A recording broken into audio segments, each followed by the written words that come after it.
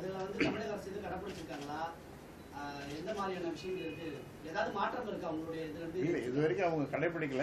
இப்போ கடைபிடிக்கணுன்றது இப்போ நாங்கள் சொல்லியிருப்பதன் மூலமாக இது அவங்க படிச்சுட்டு அவங்க நான் 8ஆம் தேதி பண்ணுறதுல உடனே பண்ணலாம். இல்லை அது இல்லாமல் வந்து சட்டமன்றம் நடக்கும்போது சும்மா விவாதம் நடக்கும்போது அவங்க அறிவிப்பும் செய்யலாம். பண்ணணுன்றது தான் நாங்கள் விரும்புகிறோம், பண்ணுவாங்கன்னு நினைக்கிறோம். நீ இதுவரைக்கும் 16 பட்ஜெட் தாக்கல் பண்ணி நீ 17வது பட்ஜெட் தாக்கல் பண்ணீங்க. இதுவரைக்கும் இந்த அரசு வந்து எந்த மாதிரியான திட்டங்கள் நீங்க தாக்கல் பண்ண திட்டங்களை கொண்டு போய் மக்கள் சேர்த்துருக்கிறாங்க? அது அப்பப்போ எடுத்துக்கிறேன். நாங்கள் சொல்றது நான் முதல்ல சொன்னேன். இப்போ பாட்டாளி மக்கள் கட்சியினுடைய கொள்கை இது கடந்த எங்களுடைய சட்டமன்ற தேர்தல் அறிக்கையிலே வந்தது வந்து விவசாயிகளுக்கு ஊதியம். இப்ப மத்திய அரசு இந்த திட்டத்தை அறிவிச்சிருக்கிறாங்க. 6000 ரூபாய் ஒரு ஆண்டிற்கு குறு சிறு விவசாயிகளுக்கு 2 ஹெக்டேருக்கு அதுக்கு குறைவான நிலம் வைத்த பொருள் கொடுப்போம் என்று. அதுல மாதத்திற்கு 500 ரூபாய் தான் வருது. அது போதுமானது கிடையாது. எங்களுடைய கொள்கைப்படி எங்களுடைய திட்டத்தைப்படி 2 பருவம் இருக்கு தமிழ்நாட்டில். இப்ப மாதத்துக்கு 500 ரூபாய் கொடுத்தா அது எந்த ஒரு மூட்டை யூரியாவோட வாங்க முடியாது. ஆனா எங்க திட்டத்தைப்படி 1 ஏக்கருக்கு 5000 ரூபாய் ஒரு பருவத்திற்கு. அப்போ 2 ஏக்கருக்கு 2 பருவம்னா 10000 ரூபாய் ஒரு ஏக்கருக்கு ஒரு ஆண்டிற்கு. 5 ஏக்கர் வச்சிருந்தாங்கன்னா 50000 ரூபாய் போகும். அது பருவ நேரத்தில் கொடுப்போம். பருவ நேரத்தில் கொடுத்தா அது விவசாயத்துக்கு முழுமையாக செலவாகும். அது ஆமா, சம்பாவுக்கும் குருவைக்கும். அது தாளடின்னு ஒன்று இருக்கு. அது வந்து டெல்டா பகுதியில் மட்டும்தான் இருக்கு. இந்தியாவிலேருந்து கரீஃப் ரபைன்னு இருக்கு. அது வேற. அது அந்த பருவத்திலையும் மத்திய அரசு கொண்டு வரலாம். அப்படி ஒரு திட்டத்தில் இது உண்மையான விவசாயிகளுக்கு உண்மையாக உதவும் இல்லை.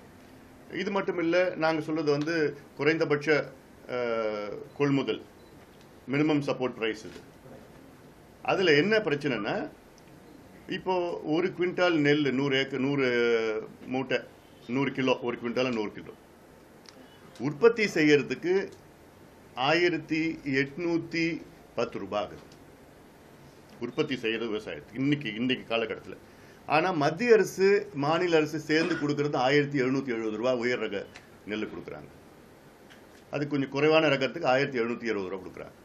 அப்போ உற்பத்தியோட 30 ரூபாய், இதுல ஒரு 50 ரூபாய் குறைவா கொடுக்குறாங்க. அது கட்டுப்படி ஆக போறது.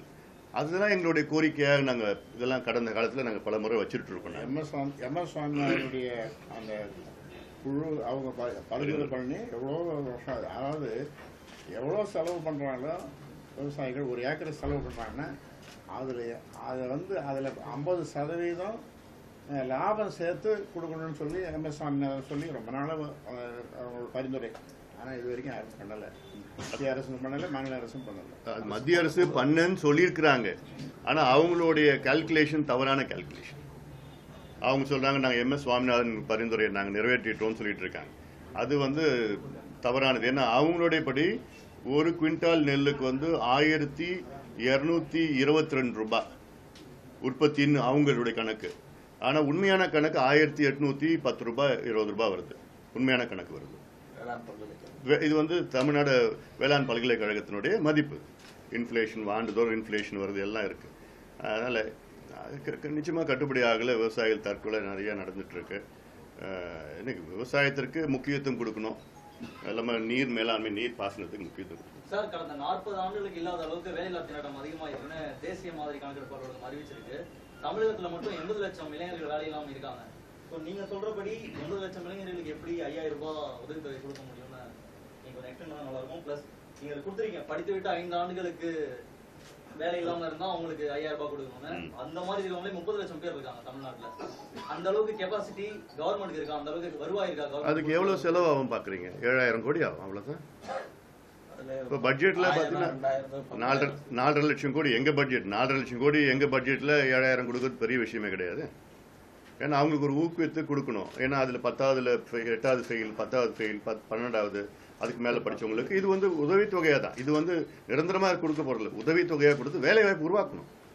ஏன்னா நீங்க வேலை வாய்ப்பே கிடையாது. இப்ப நீங்க சொல்றது இன்னொன்னு பாத்தீங்கன்னா 45 ஆண்டுகளில் பார்த்தீங்கன்னா இன்றைக்கி 6.1% அதிகமாக ஹையஸ்ட் அன்எம்ப்ளாயபிள்னு இருக்குது. இது வந்து டிமானிட்டேஷன் முன்னாடி, டிமானிட்டேஷன் அதுக்கப்புறம் எப்படின்னு அந்த கணக்கில் எப்படின்னு தெரியல. அதில் இதெல்லாம் இருக்குது.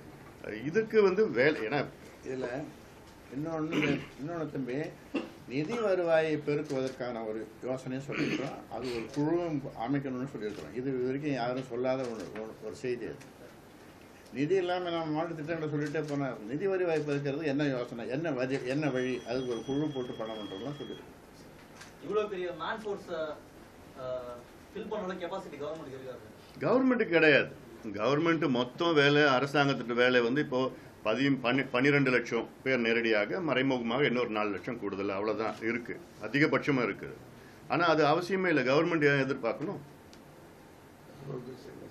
ஆண்டர்பிரினர்ஷிப்னு இருக்குதுல்ல, உருவாக்குறது. நாங்கள் சொல்லியிருக்கோம்ல, நாங்கள் சிறப்பு வேளாண் பொருளாதார மண்டலங்களில் தமிழ்நாட்டில் 33 மாவட்டம், இப்போ கள்ளக்குறிச்சி சேர்த்து, அதில் சென்னை தவிர மீதி 32 மாவட்டத்தில் சிறப்பு வேளாண் பொருளாதார மண்டலங்கள். அங்கங்கே என்னென்ன விளைச்சல் இருக்குது அது மதிப்பு கூட்டி அதுக்கு வந்து வேல்யூ அடிஷன் பண்ணி பேக் பண்ணி பண்ணுறதெல்லாம் மிகப்பெரிய ஒரு தாக்கத்தை உருவாக்கலாம். ஏன்னா எல்லாமே இருக்குது, தமிழ்நாட்டில் இருக்குது. ஆனால் அதில் ஒரு ஹேண்ட் ஹோல்டிங், ஒரு உதாரணம் நான் சொல்கிறது, ஒரு 1000 கிராமத்தை ஒரு மாவட்டத்தில் எடுத்துக்கிட்டு 1000 கிராமத்தில் ஒவ்வொரு கிராமத்துலேயும் ஒரு நபர், ஆணோ பெண்ணோ, குறைஞ்சது 10வது படிச்சிருக்கணும், அந்த நபரை வச்சு ஒரு சொசைட்டி உருவாக்குறது. அதில் அவங்களுடைய கான்ட்ரிபியூஷன் 1000 ரூபாய் இருக்கும், அரசாங்கத்து கான்ட்ரிபியூஷன் 5 கோடி ரூபாய் இருக்கும். அதில் இந்த கிராமத்தில் அந்த மாவட்டத்தில் என்ன உற்பத்தி, இப்போ கடலூர் மாவட்டத்தில் பல இருக்குது, முந்திரி உற்பத்தியா, முந்திரிக்கு என்ன பண்ணுறது, அதுக்கு வந்து மதிப்பு கூட்டுறது, வேல்யூ அடிஷன், பேக்கிங் பண்ணுறது, வேக்யூம் பேக்கிங், என்னென்னமோ EU ஸ்டாண்டர்ட்ஸ்லாம் போட்டு எக்ஸ்போர்ட் பண்ணுறது.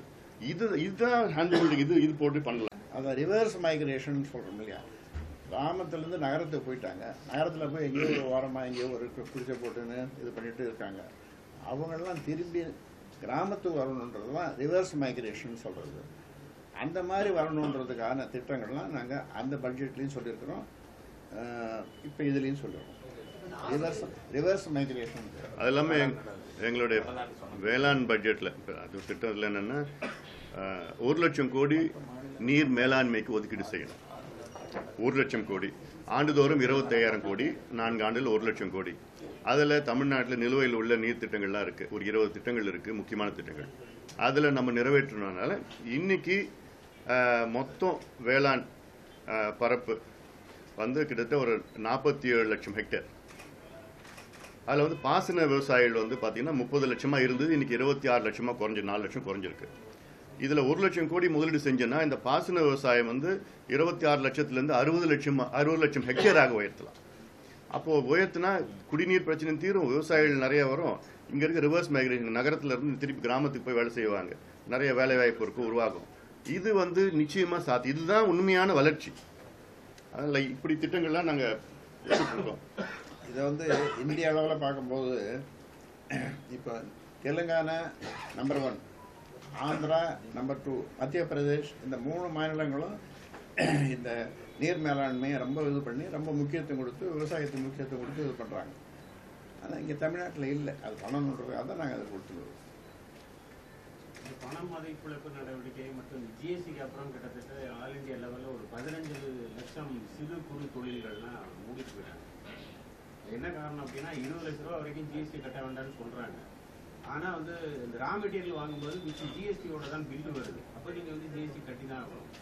நீங்கள் ஜிஎஸ்டி கட்டி அந்த பொருளை மார்க்கெட்டுக்கு கொண்டு வரும்போது அதுக்குண்டான விலை கிடைக்கல. அதனால் அந்த சிறு தொழில் நிறுவனங்கள்லாம் மூடிட்டு தான் போகிறாங்க. அது நிறைய மூடிட்டாங்க. அப்போ அந்த வேலை வாய்ப்பு போது எப்படி சார் அது வேலை வாய்ப்பு வேற எந்த விதத்தில் உருவாக்குறதுன்னு தெரியல சார். அந்த பண மதிப்பிழப்பு, அது ஜிஎஸ்டி பேக் டு பேக் ரெண்டுமே அடுத்தடுத்து வந்தது வந்து மிகப்பெரிய ஒரு பாதிப்பு இந்தியாவுடைய பொருளாதார பாதிப்பு. வேலை வாய்ப்பு குறைஞ்சிருக்குது, சிறு தொழிலெலாம் மூடி இருக்கிறாங்க, லட்சக்கணக்கான இதை மூடி இருக்கிறாங்க, வேலை வாய்ப்பு மிக அளவில் குறைஞ்சிருக்குது எல்லாம். இது உண்மையானது. இதில் ஜிஎஸ்டி நல்லது ஜிஎஸ்டி, ஆனால் அது கொண்டு வந்த அவசரமும் கொண்டு வந்த முறையும் சரியானது கிடையாது. நேரம் இல்லை, அதுக்கு ஒரு நேரம் காலம் கொடுக்கணும். அது கொடுத்துருமா. இது இந்தியா, இது ஜெர்மனி கிடையாது. ஜெர்மனின்னா அங்கே எல்லாமே படித்தவங்க, எல்லாமே தெரியும், தொழில் எல்லாமே, அது மட்டும் எல்லாமே ஒரு முன்னேறிய நாடு. அது இங்கே அப்சார்ப்ஷன் கெப்பாசிட்டி கிடையாது. முதல்ல அதிகாரிகளே என்னென்னு பண்ணணும்னு தெரியல. அது ஒரு சிஸ்டமே உருவாக்கல அவங்க. உருவாக்காமல் உடனே ஜிஎஸ்டி N4 போட்டு 28% இப்போ எலெக்ஷனுக்காக 18% கொண்டு வந்திருக்காங்க. சிலது 18லேருந்து இப்போ 12 கொண்டு வந்திருக்காங்க. ஆனால் கேட்டால் சிங்கிள் டேக்ஸ் சிஸ்டம் சொல்கிறது. இப்போ வேறு பல நாடுகளில் சிங்கிள் டேக்ஸ் சிஸ்டம்னா ஒரு 7.5% எல்லாமே இருக்கும். அதான் இவ்வளோதான், அதுக்கு மேலே வந்து குறைவாக இருக்காது, அதிகமாக இருக்காது சிங்கிள் டேக்ஸ். ஆனால் இதில் பல முனை டேக்ஸஸ்லாம் டேக்ஸேஜ் சிஸ்டம்லாம் இருக்குது. அதில் ஒரு ட்ரையல் அண்ட் எரர் மாதிரி பண்ணிகிட்டு இருக்காங்க. பொருளாதாரத்தை வச்சு ட்ரையல் அண்ட் எரர் பண்ணுறது, அதனால் நிறைய பாதிப்புகள் தானே இருக்குது. ரியல் எஸ்டேட் தொழில் அழிஞ்சதும் இந்த ஜிஎஸ்டியால் தான் எல்லாமே 11% இந்த ஸ்டாம்ப் டியூட்டி இருக்குது, முத்திரைத்தாள் கட்டணம். அதுவும் இந்த ஜிஎஸ்டியால் தான் இந்த ரியல் எஸ்டேட் இண்டஸ்ட்ரீஸில் யாருமே லேண்ட் வாங்க மாட்டாங்க. ஒரு 50 லட்ச ரூபா இடம் வாங்குறோம் அப்படின்னா அதில் 18% ஜிஎஸ்டி இருக்குது. அதனால விற்காம கிடக்குது. அந்த தொழிலும் இருக்குது. அது கிரடையில் ரொம்ப வருத்தப்படுது. எந்த அரசும், மத்திய அரசும் மாநில அரசும் எந்த முயற்சியுமே எடுக்கலை அப்படின்னு. சிவகாசியில வந்து பட்டாசு தொழில் அந்த 3 மாசம் வந்து முடங்கிடுது. 3 மாதம் இதனால 6 லட்சம் தொழிலாளர் நேரடியாக பாதிக்கப்பட்டிருக்காங்க. இதுக்கு வந்து உங்களுடைய இது வந்து டெல்லியில நீங்க எந்த அளவுக்கு அழுத்தம் கொடுத்துருக்கீங்க? அதாவது முதல்ல உச்சநீதிமன்றத்தில் வழக்கு இருக்கு. அதான் அந்த வழக்கு இருக்குது. உச்சநீதிமன்ற வழக்கில் என்ன பிரச்சனை, இப்போ முதல்ல வந்து நீதிமன்றத்தில் இருக்கிற இந்த அதில் என்னென்னா ஒரு புது வார்த்தை கண்டுபிடிச்சிருக்கிறாங்க, கிரீன் கிராக்கர்ஸ்ன்னு. அது உலகத்தில் எங்கேயும் கிரீன் கிராக்கர்ஸ்ன்னு நாங்களும் தேடி தேடி பார்க்குறோம். அப்படின்னா என்னன்னு யாருக்கும் தெரியல, எங்களுக்கும் தெரியல, அவங்களுக்கும் தெரியல. பசுமை பட்டாசுன்னா என்னன்னு ஏதாவது தெரியுமா உங்களுக்கு? அது அப்படிலாம் இருக்கலாம். அது பண்ணணும்னா பட்டாசுனாலே இப்போ வருஷம் முழுவதில் ஒரு நாள் தான் நம்ம கொண்டாடிட்டு இருக்கோம். அதுவும் வந்து காலையில் 1 மணி நேரம், சாயங்காலம் 1 மணி நேரம் சொல்லிட்டாங்க. ஏன்னா இதை நம்பி கிட்டத்தட்ட ஒரு 10 லட்சம் பேர் இருக்கிறாங்க. அதில் இந்தியாவில் உள்ள தயாரிக்கின்ற பட்டாசு எல்லாமே 90 விழுக்காடு சிவகாசியிலிருந்து தயாரிக்கப்பட்டது. இது வந்து நமக்கு பெருமை.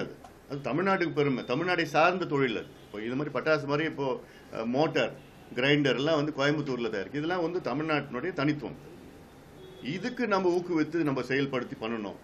மாநில அரசு மெத்தனமாக இருக்கக்கூடாது, இதுக்கு உதவணும். இந்த தொழிற்சாலைகளுக்கு உதவணும். நாங்கள் வந்து இது வரைக்கும் 2 அறிக்கைகள், பல போராட்டங்கள். எங்களுடைய கட்சியின் பொருளாளர் திலகபாமா இருக்கிற அவங்க சொந்த ஊர் அங்கே. அவங்க வந்து அவங்க கூட பேச்சுவார்த்தை நடத்தி என்கிட்டலாம் அவங்க பேச்சு, நான் அங்கே நாடாளுமன்றத்தில் கேள்விகள்லாம் போட்டிருக்கிறேன். நான் பேசி தான் இருக்கிறோம், டெல்லியிலும் பேசி தான் இருக்கிறோம் நாங்கள். அதனால் கிட்டத்தட்ட 3.5 மாதம் ஆயிடுச்சு. அவங்களுக்கு வந்து வாழ்வாதாரம் இல்லை, சாப்பாடுக்கு வழி இல்லாமல். ஏன்னா இவ்வளோ பெரிய தொழிலை வந்து திடீர்னு மூடி ஏதோ ஒரு காரணம் சொன்னாலும் பரவாயில்ல, நல்ல வழக்கறிஞர்களை வச்சு வாதாடி அது நீதிமன்றத்துக்கு தெளிவுபடுத்தணும். நல்ல மூத்த வழக்கறிஞர்கள் தமிழ்நாடு அரசு நம்ம பண்ணணும். ஏன்னா கேட்டால் என்ன ஒரே வார்த்தையில் என்னன்னு கோர்ட்டில் இருக்குன்னு சொல்லிட்டாங்க.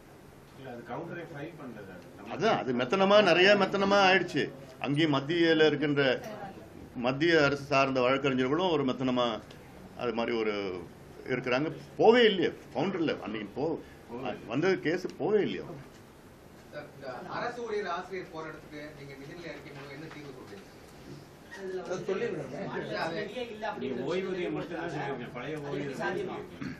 அதுதானே அவங்க கேட்குறாங்க. முக்கியமான ஒரு கோரிக்கை 9 கோரிக்கைகள் கேட்டிருக்காங்க. அதில் முக்கியமானது வந்து பழைய ஓய்வூதியம் கொண்டு வரணும்னு சொல்லியிருக்காங்க. இல்லை அது இது எங்களுடைய 2016 தேர்தல் அறிக்கையிலே நாங்கள் குறிப்பிட்டிருக்கோம். இது வந்து அரசு ஊழியர்களுக்கும் ஆசிரியர்களுக்கும் பழைய ஓய்வூதிய திட்டத்தில் தான் கொண்டு வரணும் அப்படின்னு சொல்லிட்டு தான் எங்களுடைய தேர்தல் அறிக்கையிலே நாங்கள் குறிப்பிட்டிருக்கோம். எங்களுடைய கட்சியினுடைய கொள்கை அது. சித்திக்குழுவோட அந்த இதுல வந்துட்டு சாராம்சம் இல்லைன்னு சொல்லி அவங்க ஆசிரியர்களே போராட்டம் போது தெரிவிச்சிருக்காங்க. அப்படிங்கும்போது அதை அமல்படுத்துறது எப்படிதான் இருக்கும்? இல்ல புதுசா வேற ஏதாவது ஆய்வு பண்ணணுமா? இல்ல அது சொல்றாங்க. அது பரிசீலனை பண்ணணும், பேச்சுவார்த்தை நடத்தணும். அது குறைஞ்சபட்சம் அது செய்யணும். இப்போ யாராவது ஒரு போராடுறாங்கன்னா அவங்க கூட கூப்பிட்டு வச்சு பேச்சுவார்த்தை நடத்தி அது. இன்னொன்று இப்போ என்ன பண்ணிட்டு இருக்காங்க, எல்லாம் பண்ணி போயிட்டாங்க. இப்போ அவங்கள வந்து அரசியல் யார் யார் போராடினாங்க அவங்கள வந்து பழி வாங்குகின்ற செயல் நிறைய நடந்துட்டு, அது வந்து தவறு. அதில் அரசாங்கம் கண்டிப்பாக ஈடுபடக்கூடாது. அவங்க மேலே வழக்கு போட்டதெல்லாம் ரத்து செய்ய வேண்டும். அவங்க மேலே எந்த ஒரு பழி வாங்குகிற நடவடிக்கையில் ஈடுபடக்கூடாது. இது தவறான ஒரு போக்கு வாபஸ் வாங்குறேன்னு சொல்லியிருக்காங்க. ஆனா எல்லாரையும் டிரான்ஸ்ஃபர் பண்ணிருக்காங்க. அதெல்லாம் செய்யக்கூடாது. அதெல்லாம் எங்க வேலை செய்யறாங்களோ அந்த இடத்துக்கு அங்கேயே வேலை செய்யலாம். சார், உங்கள் தலைமையில இந்த நிதிநிலை அறிக்கை முழு செயல் வடிவம் பெறுவதற்கு எந்தெந்த கட்சிகள் உங்களோட இருந்தா சரியா இருக்குன்னு இது எப்படி சாத்தியம்? எங்களுடைய ஆசை இல்ல, அதாவது என்னன்னா அடுத்த ஆண்டு பாட்டாளி மக்கள் கட்சி நிதிநிலை அறிக்கை கோட்டையில நாங்க வெளியிடுவோம். போதுமா?